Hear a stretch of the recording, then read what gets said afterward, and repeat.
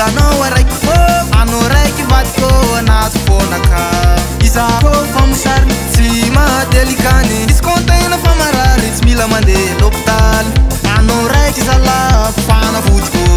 any aminao any traitementnaka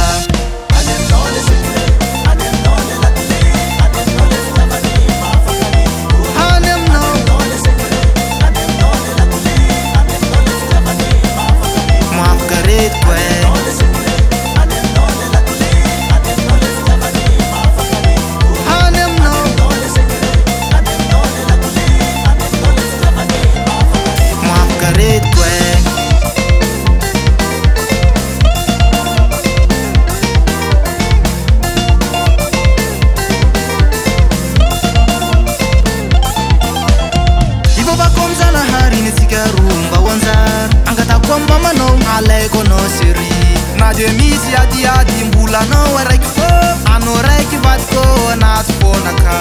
izako famosary tsy mahadelikany izy kontegna fa marary tsy mila mandeha l'hôpitaly anao raiky zala fanavotiko